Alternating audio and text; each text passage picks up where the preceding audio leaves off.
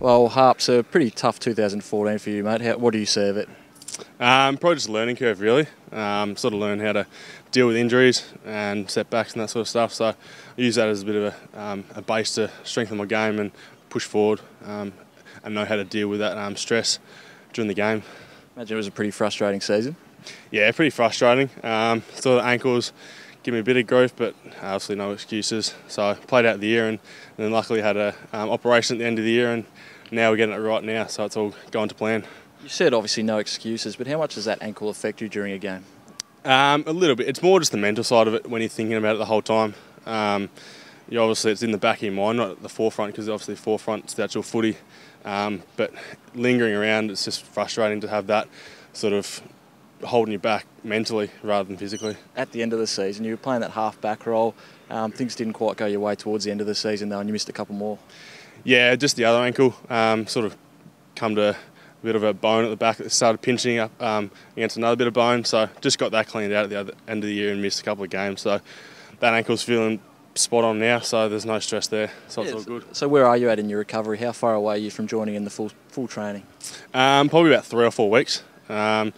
Just looking to get my agility back up and running and get that all strengthened and get that 100% before I actually get out on the track, because I want to get it 100% right before I even push forward and try and get out with the other boys.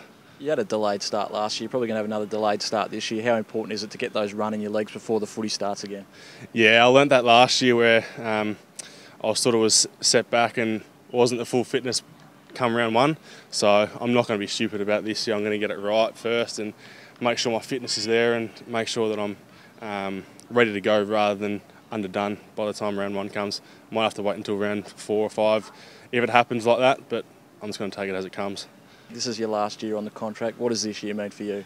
Yeah, so do or die really. So I'm just going to put everything into it. I try and think I do that with every single session that I do, but I just got to make the most of it and leave nothing to chance really, and take it as it comes and just put my best foot forward and play some good footy, and hopefully they see the faith in me and re-sign me again. And Brad's obviously behind you, mate. He's obviously got your support. How important is that? Yeah, super important. I've spoken a few times and he's always said that my best footy is good enough to play in the one, so as soon as I get myself right and get all that, hopefully he puts the faith back in me and I can play some good footy again. But yeah, it's super important to have him on my side and knowing him backing me up that I know I can play.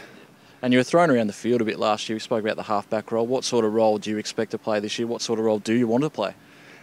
This year, hopefully just forward. Last year was sort of just because I wasn't playing great footy, so we're sort of trying to do a few different things to see if I can get myself back into the game.